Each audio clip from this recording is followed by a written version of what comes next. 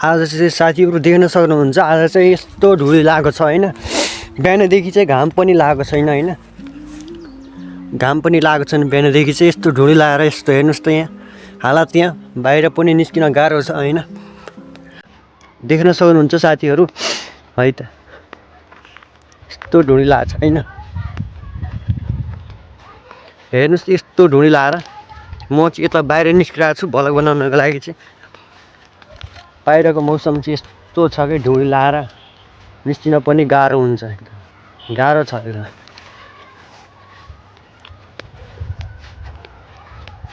Time पनि भएको छैन, बल्ल कति बल्ल 6 बज्न लाग्छ कि यस्तो धुली लाग्छ क्या नि। त्योबाट चिसो छ एकदम मौसम चाहिँ आज चाहिँ होइन। मौसम चाहिँ आज चिसो न चिसो छ देख्न गइरहेको होइन। यस्तो धुली लाएर हेर्नु, मरिन्छ क्या यस्तो जाडोमा। के हो साथी, तपाईँ पनि तातो तातो कपडा लाएर बाहिर निस्किनु होला। म चाहिँ यसो भ्लग बनाउनको लागि चाहिँ अहिले चाहिँ ज्याकेट लाइन है त। तोरीको बिउ पनि देख्न गइरहेँ, अँधेरो भइसक्यो। अब चाहिँ 15 मिनटपछि त अँधेरै हुन्छ फेरि। हेर्नुहोस्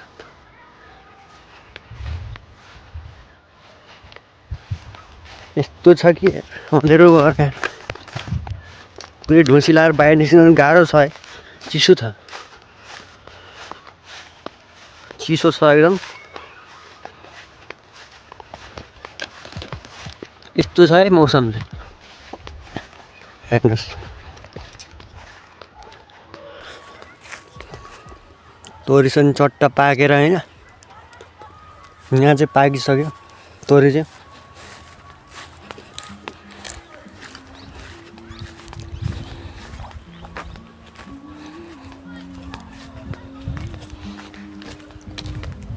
आज चाहिँ प्याज हेर्न जाँदैछौँ चट्ट लाएर मजाले। आजको प्याज कस्तो भयो होइन, हेर्नु होला। अस्ति रोपेको तर ठुलो नि भइसक्यो है होइन। के को दाम हो यहाँ चाहिँ, यत्रो खाल्टा छन् त के को दाम हो, के को दाम होला कमेन्टमा लेखिदिनु होला होइन। के को मान्छेको दाम हो के को दाम हो भने। हेर्न पारीको मौसम कस्तो छ, ढुडी लाएर यार बस्न खानु छैन। यो चाहिँ गुल्मीको भाषा, बस्न खानु छैन।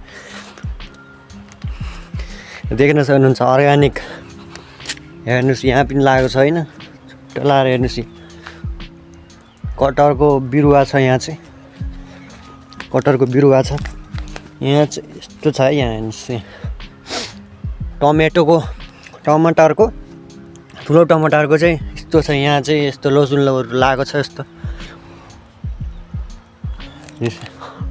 यहाँ चट्टे अर्डर लाएर पुरै बारेको, वरिपरिबाट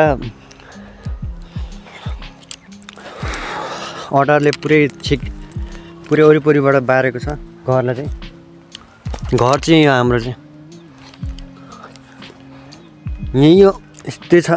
के गर्ने, ठुलो बनाउनु सक्यो नि यत्तिकै भए नि ठिक छ। घर कस्तो लाग्यो कमेन्टमा लेखिदिनु होला। यति नै भन्न चाहेँ।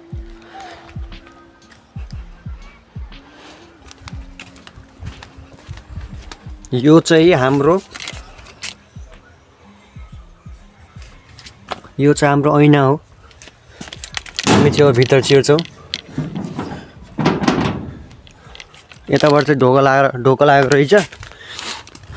यताबाट यहाँबाट चाहिँ छिर्छौँ हामी चाहिँ, यहाँबाट चाहिँ ढोका लागेको रहेछ।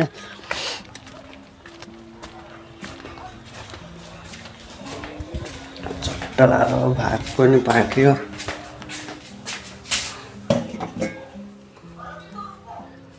भात पनि पाक्यो चाहिँ के गरेर भन्दा तल ड्यागमा लगाइदियो।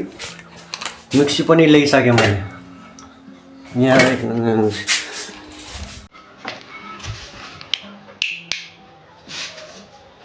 यही हो मेरो कोठा चाहिँ। अब 1 महिना 1.5 महिनाभित्रमा पुरै फिनिसिङ हुन्छ। यसपछि यहाँ चाहिँ झ्याल राखिन्छ नभए चाहिँ जिप चलाएर टक्क लाएर हेर्नुहोस् साथीहरू त्यहाँ कसरी स्याल गराएको छ क्या त्यहाँ स्याललाई भेट्न जान्छ अब चाहिँ ओए ओए यस्तो मात्र गइसक्यो ढुँड लगाइसक्यो पुरै यार साथीहरू यहाँ पुरै ढुँड लगाइसकेको छ अब चाहिँ रात पनि परिसक्यो अब चाहिँ स्याल चाहिँ पारी कराएको छ यार डर हुन्छ के गर्ने ओए है यहीँ ठाउँमा हो कि कराएको चाहिँ कता गयो थाहा छ भएन